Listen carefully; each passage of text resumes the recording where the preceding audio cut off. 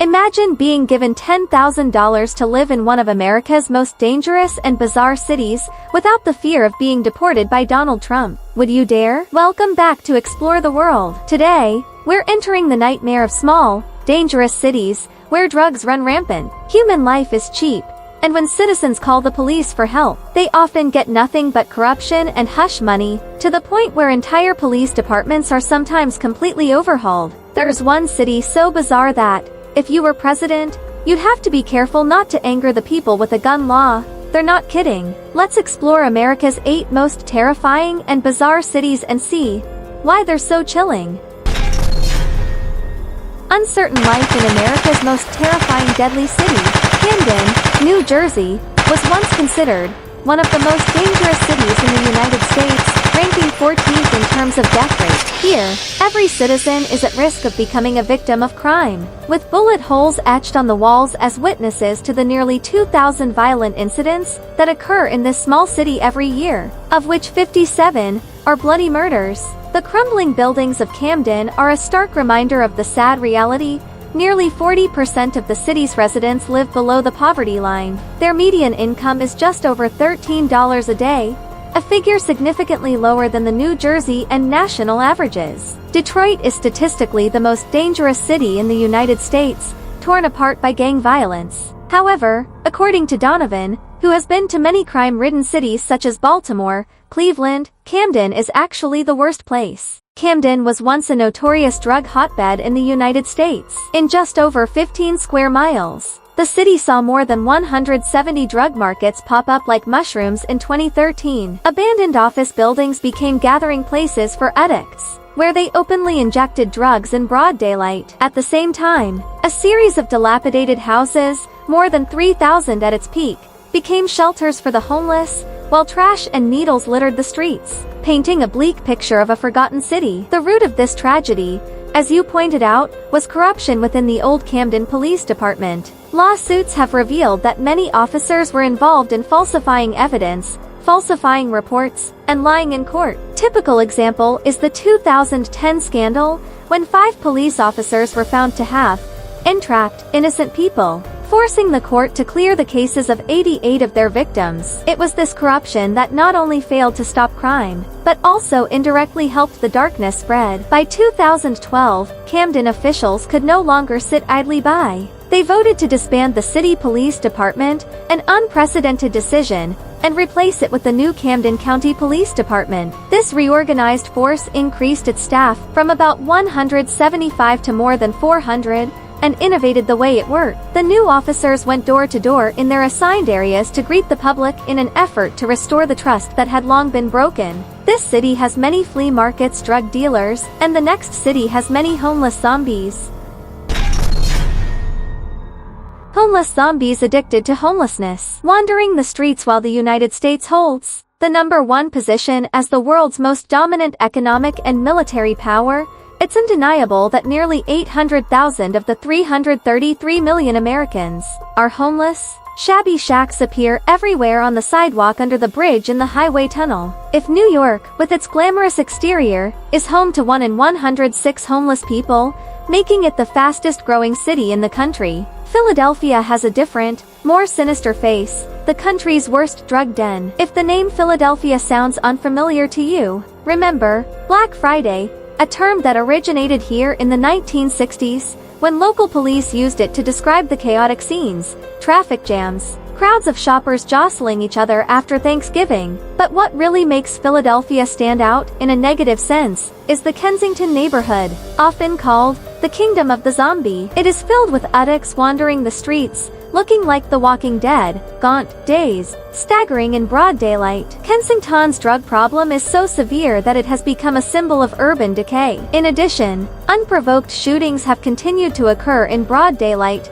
turning the area into an unforgiving battlefield. Have you ever heard of the term open-air drug market? That's what people call the scenes of drug trafficking, openly in the middle of the street. So chaotic that many people say that America is no different from a third world country. Here, drug exchanges take place in broad daylight. In particular, in areas such as along the railroad tracks under the bridge in Philadelphia, the police seem not to bother paying attention. The image of drug addicts fainting, Lying on the ground, next to trash and needles scattered everywhere, has become a daily occurrence. In Philadelphia alone, the addiction situation has reached an alarming level. The whole US in 2021 recorded about 110,000 deaths from drug overdoses, and 2/3 of them were related to a powerful sedative, fentanyl. This type is favored by addicts because it amplifies the effects of heroin or other synthetic drugs, but is also extremely dangerous, easily causing death.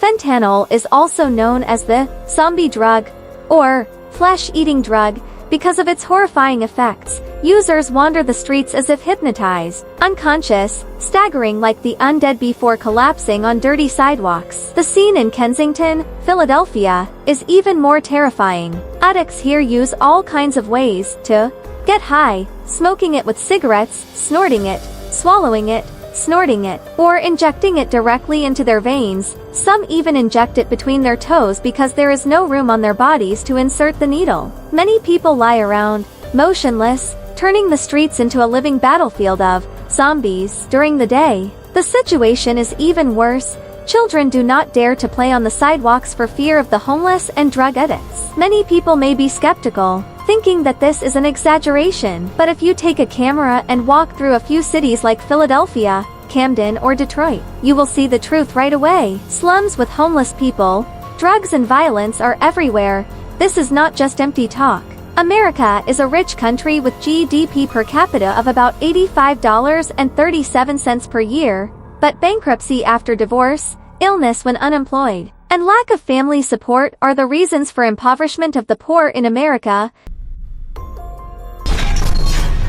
The most polluted and toxic city in America. Have you ever imagined setting foot in a place that looks like the setting of the movie Doomsday, where if you make a wrong step, the whole ground can swallow you up? Welcome to Pitcher, the famous ghost town of America. The story of Pitcher, Oklahoma, begins in March 1918, when the town was founded on land as fragile as rice paper soaked in water, so fragile that cars couldn't drive on it, for fear of sinking in. It all started in 1913, when lead and zinc deposits were discovered, turning Pitcher into a modern-day gold rush. The mining boom brought thousands of miners and their families to the town, quickly turning it into a thriving city. Pitcher was even named after O.S. Pitcher, the tycoon of the Pitcher Lead Company. By 1926, the population peaked at 14,222, mostly miners. Don't think this is just any ordinary mine. The metal from Pitcher has a place in history.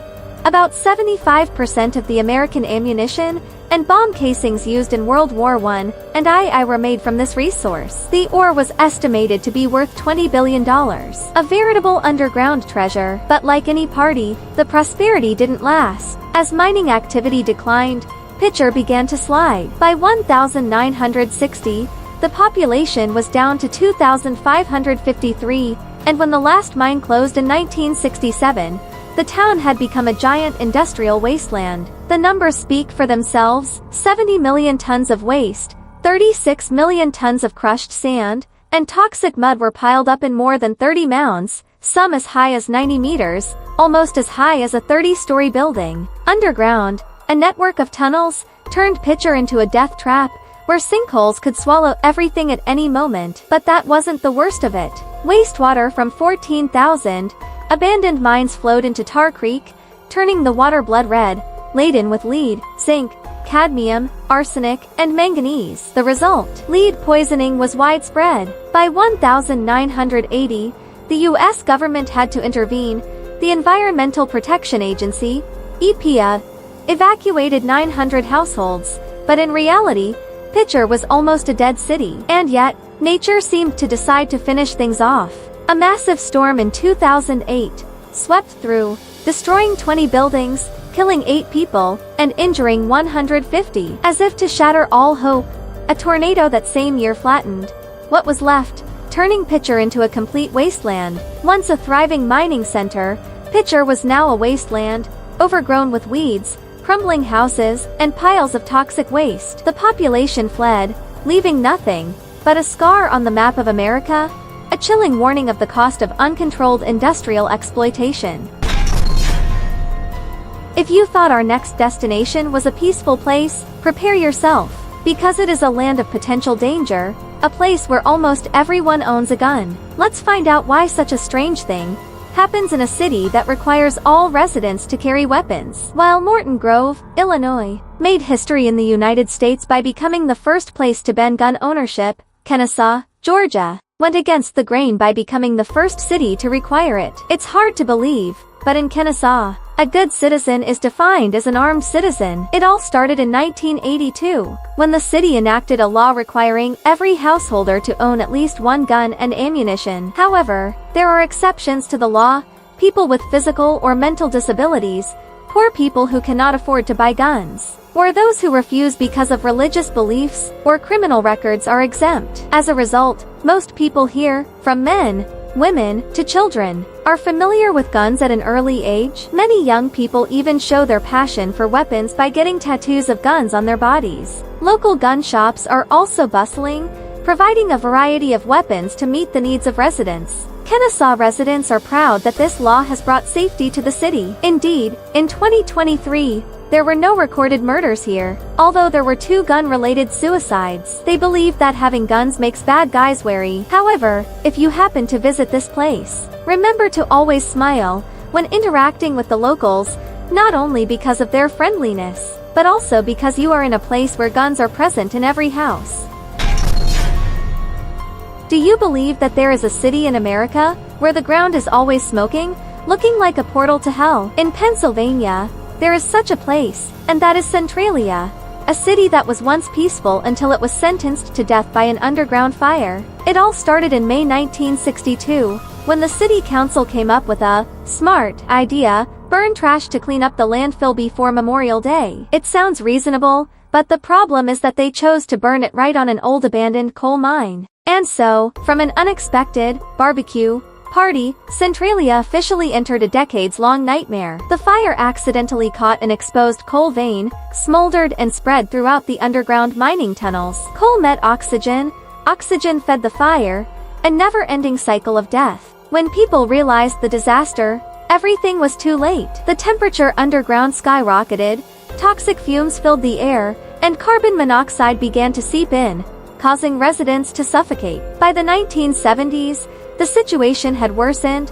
A gas station owner was horrified to discover that underground fuel tanks were as hot as 80 degrees Celsius, while strange cracks appeared on the road surface, and smoke billowed out like a horror movie scene. The climax occurred on February 14, 1981, when 12-year-old Todd Dombowski curiously approached a strange trail of smoke on the ground. Suddenly, the ground beneath him collapsed, opening a giant hole like the mouth of death. Luckily, Todd managed to grab onto a tree root, and was pulled up by his cousin, narrowly escaping death. This incident was the final death knell. The state of Pennsylvania could not wait any longer, forcing the entire population to evacuate. Even cemeteries were troubled. It was believed that many graves had collapsed into the burning hell below. The authorities had to close Highway 61 through the city because the underground temperature was so high that the road surface was cracked, and no one dared to drive on it. Experts warned that without control, the fire could burn for at least another 250 years, burning 3,700 acres of coal-bearing land. Today, Centralia is a virtual ghost town. Only 7 residents have held out after winning a lawsuit to stay, but they cannot sell their homes or leave their property to future generations. The city is now reduced to smoking ground, deserted streets, and an underground fire that refuses to go out, a living testament to the cruelty of nature when provoked by humans. Bodie, ghost town with mysterious curse. Can you believe that in America, there is a place where if you accidentally pick up a tiny item and bring it home, you will be so unlucky that you have to send it back with an apology letter? That is Bodie, California, a ghost town famous for its creepy curse. The rangers here must have seen visitors who regret it too late, returning their items with their hands full for fear of bad luck. But the strangest thing is not only the curse, but also Bodie's notorious past, a place so violent that it is no less than a Western movie. Bodie was once a bustling gold mining town, founded in 1861, with more than 10,000 people and about 250 buildings operating at full capacity. While other cities have bustling schools, banks or grocery stores, in Bodie, the morgue is the most prosperous place. Gunfire rang out every day.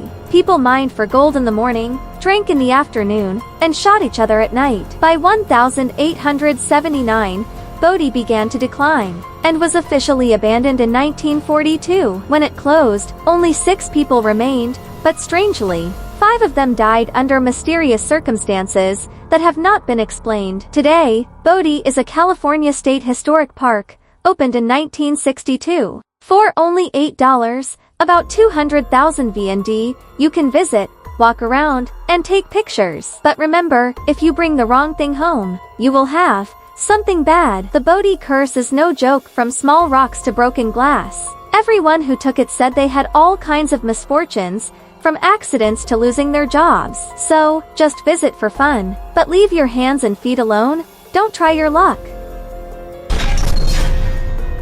Next up is an even stranger place, Colma, California, a city where the dead outnumber the living by 1,000 to 1. With a population of about 1,800, Colma is the resting place of more than 1.5 million people in 17 separate cemeteries. It's called the City of Silence, not because it's sparsely populated, but because for every 1,000 dead, there's only one living person. The graves are divided by community: Italians, Orthodox Jews, Greeks, Japanese, Chinese, all nestled in this small area. Colma's strange history dates back to the gold rush of 1849. Thousands of miners, merchants, and immigrants flocked to San Francisco with dreams of a better life. But the reality was harsh: workplace accidents, the plague of 1900, and then the devastating earthquake of 1906, killed tens of thousands. San Francisco cemeteries quickly filled up, severely affecting the land available to the living. In 1902,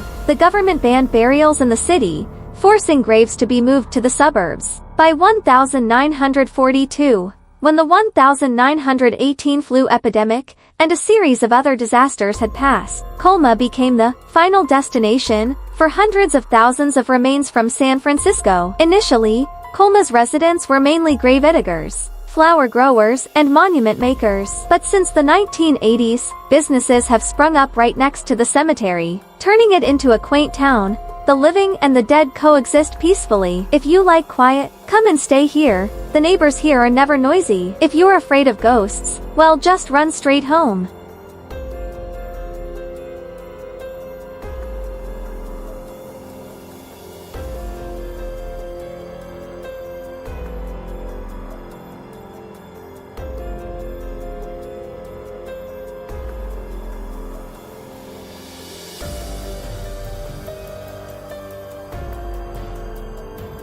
Thank you for accompanying the video until this moment. After watching, which city is the most impressive to you? Leave the name of that city in the comments section to share with Explore the World and let everyone explore. Don't forget to drop a like button, click subscribe to support us. Now, goodbye and see you again in the upcoming super interesting videos. Bye bye.